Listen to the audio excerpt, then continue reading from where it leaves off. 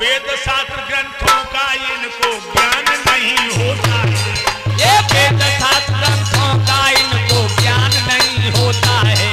ये वेद शास्त्र ग्रंथों का इनको ज्ञान नहीं होता है। बुरी आदतों से कोई धनवान नहीं होता है और नशेबाज का दुनिया में सम्मान नहीं होता है। ये नशेबाज का दुनिया में सम्मान नहीं होता है।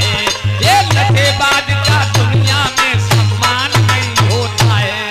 घमुर्रा क्षेत्र के दारू छोड़ दो, जय हो गुरुदेव। आधार समझा के जावे। चरख और गुरुदेव हमारे दारू को बुरा बतावे। ये चरख और गुरुदेव हमारे दारू को बुरा बतावे। शराब पीने वाला कोई विद्वान नहीं होता है और वेद शास्त्र ग्रंथों का इनको ज्ञान नहीं होता है। बुरी आदतों से कोई धनवान नहीं होता है और नशेबाज का दुनिया में सम्मान नहीं होता है। इसलिए लोगों, अगर जरा भी आंखों में पानी है, आज से शराब मत पीना। पागल बनाती, सुख संपत्ति नसाती, बिनयाई मौत लाती, यमराज की भी नानी है। लाखों घर गाले करे, हाथ मुंह काले, मैं रुद्र के नाले, ऐसी कपट कहानी है। नीचों की सनांत का नीचे दीनता का ठग और चोर बदकारों की निशानी है। लानत की मारी को न मुंह से लगाओ कोई, छोड़ दो शराबे शरारत का पानी। और बहनाओ, अब तुम पढ़ी लिखी हो गई, गमार नहीं हो। शादी से पहले ससुराल का पता लगा लेना। अगर शराबी है परिवार तो माँ बाप को मुंह तोड़ के जवाब देना कि कुआरे जिंदगी काट लूंगी लेकिन सरप्पा के घर में बहू बन के नहीं जाऊंगा। शराबी किसी का चाचा नहीं होता, शराबी किसी का ससुर नहीं होता, शराबी किसी का जेठ नहीं होता, शराबी किसी का मामा नहीं होता। न पता उसके अंदर का शैतान कब जग जाए और सारे रिश्ते कलंकित कर दे। इसलिए बहनाओ, तुम पढ़ी लिखी हो, गमार नहीं हो। ससुराल से पहले, शादी से पहले ससुराल का पता लगाओ। हरियाणा में एक लड़की मंडप के नीचे सुट गई भक्तों। हरियाणा में जुगलान में हमारी कथा चल रही थी और उसे पता लगा जन्माशय में ससुर दारू पिए है। बा ने गांठ तोड़ी और चली गई। सारे गांव ने समझाया, हम लोग भी पहुंच गए। बाप रोने लगा, लड़की बोली रो क्यों रहे हो, मैं अपने लिए लड़का खुद ढूंढ लूंगी लेकिन जब सरप्पा के घर में बहू बन के नहीं जाऊंगा। तो बहनाओ, अब तुम पढ़ी लिखी हो, गमार नहीं हो। आज आधार आखिरी दिन है, यहां से चला जाएगा, लेकिन हमारे शब्दों को मत बुला देना वरना तुम्हारा जीवन ही अंधेरे में पहुंच जाएगा। इसलिए हम अपनी बिटिया रुक्मिणी और बाणासुर को बिल्कुल नहीं दूंगा। तो महाराज, एक लड़का नजर में बहुत सुंदर, अब पसंद कर लेंगे, सभी पसंद कर लेंगे। अच्छा, हाँ, बताओ भाई बताओ। मगध का राजा जरासंध। तुम नशा करते हो? मैं कोई नशा नहीं करता। तो नशा जैसी बातें क्यों करते हो? कैसी नशा जैसी बात? हमारी बिटिया रुक्मिणी 21 साल की, हाँ, और जरासंध 148 साल को, हाँ, तो ऊंट के गले में बकरियां लटका दे। अरे महाराज, तुम नहीं जानते, आजकल उम्र की शादियां नहीं होती हैं। काहे की होती है? आजकल पैसा की शादी होती है, जमीन की शादी होती है, गाड़ियों की शादी होती है, प्रभुता की शादी होती है। तुम चाहो तो तुम्हारी कल तक तीसरी शादी तैयार। बहुत बातें करता है तू। गोविंदा से लग रहे हो। गोविंदा से, सनी देओल से शर्म नहीं आती है? इतना एडवांस बोल जाता है। किसी दिन बहुत मारूंगा। बेटा रुक्मेश, कहिए क्या बात है? बेटा बहुत देर हो गई चर्चा चलते चलते, तुम मेरी मुंह की तरफ देख रहे हो। तुम्हारी नजर में ऐसा कोई लड़का है जो तुम्हारी दीदी का दूल्हा बने? बहुत सुंदर, बहुत पढ़ा लिखा। बेटा नाम बताओ। आपने सुना हो कन्हैया द्वारकाधीश? कन्हैया द्वारकाधीश? हाँ। तूने तो मेरे दिल की बात छीन ली। लोगों तालियां बजा के मेरे बच्चे का स्वागत करो। वास्तव में हम यही चाहते थे कि कोई यदकुल भूषण श्याम का नाम ले दे। अभी पंडित नाई को बुलाओ और द्वारकाधीश को टीका भेजो। कन्हैया दूल्हा बन के आएंगे, मेरे परिवार का भी कल्याण हो जाएगा। पिताजी, बेटा रुकुम, ये सभा में तालियों की गड़गड़ाहट कैसे हो रही है? बेटा जिन जिन लोगों ने तालियां बजाई हैं इनके मुंह में 2-2 रसगुल्ला दे दो जी, और जिनने तालियां नहीं बजाई इनके मुंह में ईंट फोड़ो। इसका क्या मतलब है पिताजी? मतलब ये है कि तुम्हारी बहन का दूल्हा घर बैठे मिल गया मेरे लाल। अरे हाँ, ये तो बहुत अच्छा हुआ, हमको भाग दौड़ भी नहीं करनी पड़ी। कहीं भाग दौड़ नहीं पड़नी पड़ी, वो तो लड़की आने से पहले हाँ। भगवान लड़का भेज देता है, लेकिन फिर ये पता लगाना पड़ता है लड़का किस मकान में छुपा है, किस घर में छुपा है। इसका मतलब ये है कि मेरी दीदी रुक्मिणी बहुत किस्मत वाली है। अरे बेटा बकिस्मत वाली क्या है जी, उसका बाप भी किस्मत वाला है। हाँ तो पिताजी उसका नाम तो मुझे बता दो। बेटा नाम सुनोगे तो तुम नाचने लगोगे। क्यों नहीं पिताजी, बताओ ना।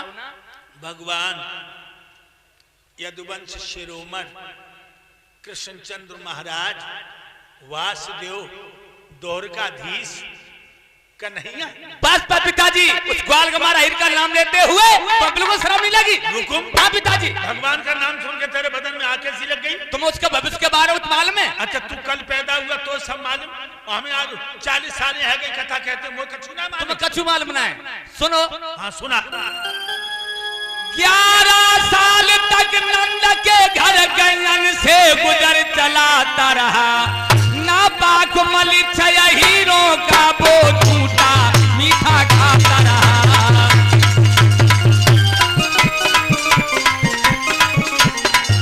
ना पाक मली छया हीरो का वो झूठा मीठा खाता रहा।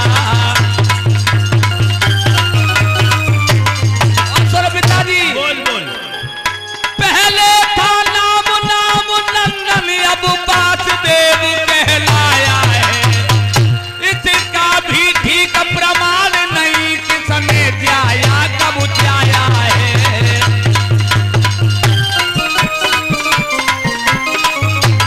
सुनो पिताजी। बोल।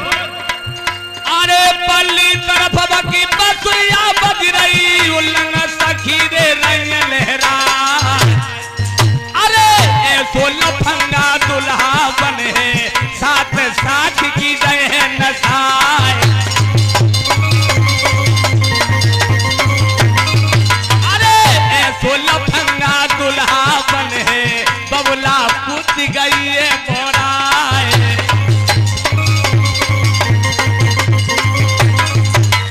ऐसा कब नहीं हो सकता पिताजी, वो हीरो के घर में जाकर के झूठा मीठा खाता रहा हो, उसके लिए मैं अपनी बहन रुक्मिणी कब नहीं दे सकता? रुकुम। हाँ पिताजी। अपनी जबान को रोक ले वरना तेरी जबान काट लूंगा। नहीं पिताजी, नहीं रोक भगवान सकता। के लिए एक भी बुरा शब्द बोलेगा तू मेरे हाथों से मर जाएगा, मान जा बेटा। मैं ऐसे बोलूंगा पिताजी। हाँ दिमाग सही रखिए।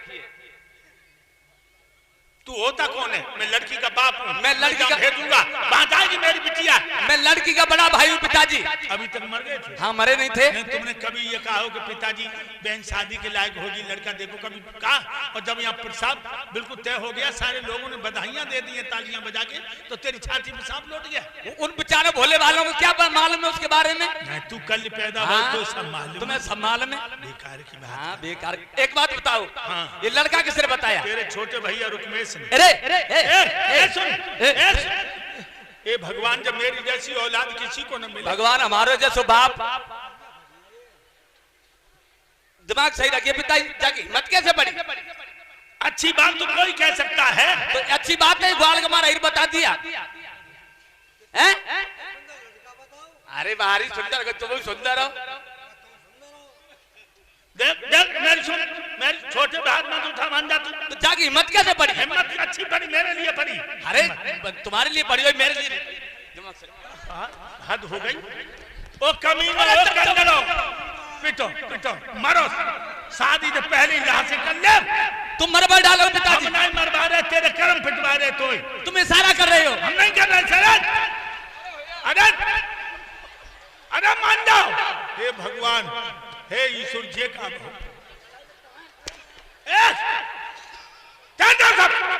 तुम मरवा डालो पिताजी। हम नहीं मरवा रहे।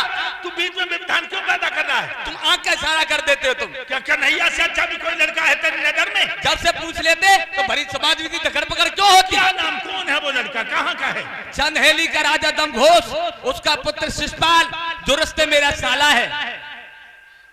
कैसे चौक गए? तू तू अपनी बहन अपने साले को दे देगा? अरे पिताजी, जब उसने अपनी बहन मुझे दे दी तो मैं दे दूंगा तो कौन सा पहाड़ टूट जाएगा? जो तुझसे बहनों ही कहता है तू उससे जीजा कहेगा? अरे पिताजी, जब हम उसके घर जाते हैं ना तो हमसे कहता है जीजा जी, और वो हमारे घर आएगा तो हम कह देंगे जीजा जी। मर गए जी।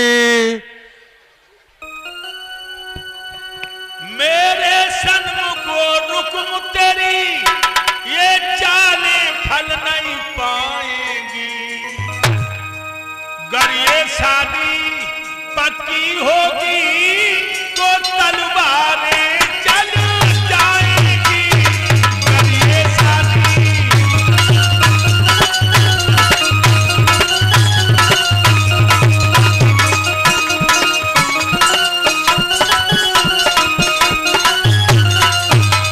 गर ये शादी पक्की होगी तो तलवारें चल जाएंगी, गर ये शादी।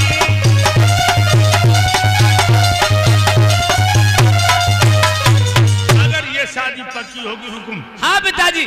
खून की नदियां बह जाएंगी। पिताजी, नदियां बह जा, चल हाथों के मार लग जाए, लेकिन मैं ग्वाल का मारा हिर के लिए मैं बेरुकुड़ी कभी रह सकता। हे भगवान, हाँ, ये कहां से कलंकी पैदा हो गया? जाके बदले में हमारी रानी एक ईंट को जन्म दे देती तो अच्छा था।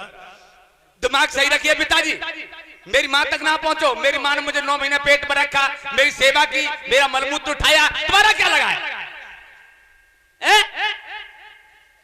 तुम्हारा क्या लगा? जवाब दो। जवाब नहीं है तुम्हारे पास। बिना मेरे आ जा तू। हाँ, पूछ लेंगे शाम को। हिम्मत कैसे पड़ी? मत मार भाई, मत मारो। हे भगवान, क्या हुआ? मत मारो भगवान, ऐसी औलाद दुश्मन को भी न मिले। मेरा तो जीवन ही खाक हो गया भाई। अभी बिगड़ेगा, अभी नहीं खाके हुआ पिताजी। हाँ, इतना झगड़ा बढ़ गया भाइयों में कि मंत्रियों ने बीच बचाव किया, वरना कोई न कोई मारा जाता। और भाइयों,